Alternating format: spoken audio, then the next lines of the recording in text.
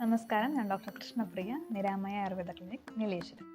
സ്ത്രീകൾ അവരുടെ ജീവിതത്തിൽ വിവിധ ഫിസിയോളജിക്കൽ ചേഞ്ചസിലൂടെ കടന്നു പോകുന്നുണ്ട്. അതിലേറ്റവും പ്രധാനപ്പെട്ട അവരുടെ ജീവിതത്തിലെ ഒരു നാഴികക്കല്ല് എന്ന് വിശേഷിപ്പിക്കുന്ന ഒരവസ്ഥയാണ് മെനോപോസ് അഥവാ ആർത്തവവിരാമം എന്ന് പറയുന്നത്. എന്തുകൊണ്ടാണ് ഈ ആർത്തവവിരാമം ഉണ്ടാകുന്നത്? സ്ത്രീകളുടെ ഏജിങ് പ്രോസസ്സിന്റെ ഭാഗമായിട്ട് അവരുടെ അണ്ഡാശയത്തിൽ നിന്നും ഉൽപ്പാദിപ്പിക്കപ്പെടുന്ന ഈസ്ട്രജൻ അതുപോലെ തന്നെ പ്രൊജസ്ട്രോൺ എന്നീ 2 ഹോർമോണുകളുടെ കുറവ് കാരണം ആർത്തവം നടക്കാതിരിക്കുന്നു. ഈ അവസ്ഥയാണ് ആർത്തവവിരാമം എന്ന് പറയുന്നത്.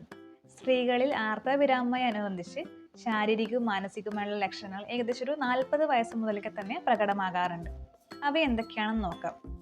പ്രധാനമായിട്ടും തലവേദന, കയ്യിലും കാലിലും തരിപ്പ് അനുഭവപ്പെടുക, ക്ഷീണം തോന്നുക, കൂടാതെ പേശിവേദന, ജോയിന്റ് വേദന, അമിതമായ വിയർപ്പ് തോന്നുക, ഹോട്ട് ഫ്ലാഷസ് അതായത് രാത്രികാലങ്ങളിൽ കാലിൽ നിന്നും ശരീരമാസകലം ചൂട് ആവി കയറി വരുന്ന പോലെ തോന്നുക, വെജൈനൽ ഏരിയാസിൽ ഇച്ചിങ് അല്ലെങ്കിൽ ഡ്രൈനെസ് രൂപപ്പെടുക, മെൻസ്ട്രൽ ബ്ലീഡിങ്ങിൽ ഉണ്ടാകുന്ന ഇറഗുലാരിറ്റി അതായത് അമിതമായ അളവിൽ ബ്ലീഡിങ് ഉണ്ടാവുക അല്ലെങ്കിൽ കുറഞ്ഞ അളവിൽ ബ്ലീഡിങ് ഉണ്ടാവുക, അതുപോലെ തന്നെ അമിതമായ വിശപ്പ്, ഉറക്കക്കുറവ്, അമിതമായി വണ്ണം കൂടുക, ആൻസൈറ്റി, ടെൻഷൻ, മൂഡ് സ്വിങ്സ്, പെട്ടെന്ന് ദേഷ്യം വരിക, പെട്ടെന്ന് സങ്കടം തോന്നുക, ഒരു കാര്യത്തിൽ കോൺസെൻട്രേറ്റ് ചെയ്യാൻ പറ്റാതിരിക്കുക, ഉച്ചത്തിലുള്ള ശബ്ദങ്ങൾ കേൾക്കുന്ന സമയത്ത് ഒരു ഇറിറ്റബിലിറ്റി ഫീൽ ചെയ്യുക, കൂടാതെ മുഖത്തും കയ്യിലൊക്കെ ആയിട്ട് ഹൈപ്പർ പിഗ്മെന്റഡ് പാച്ചസ് രൂപപ്പെടുക, റിങ്കിൾസ് വരിക, ഈ ലക്ഷണങ്ങളൊക്കെയാണ് പ്രധാനമായിട്ടും കണ്ടുവരുന്നത്.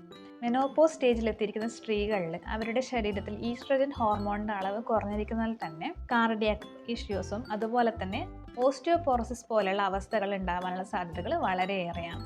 സോ ഈ ആർത്തവവിരാമ സമയത്ത് ഭക്ഷണത്തിലും അതുപോലെ തന്നെ ലൈഫ് സ്റ്റൈലിലും എന്തൊക്കെ ചേഞ്ചസ് വരുത്തണം എന്നതിനെ കുറിച്ചൊക്കെ അടുത്ത വീഡിയോയിൽ സംസാരിക്കുന്നതാണ്. താങ്ക്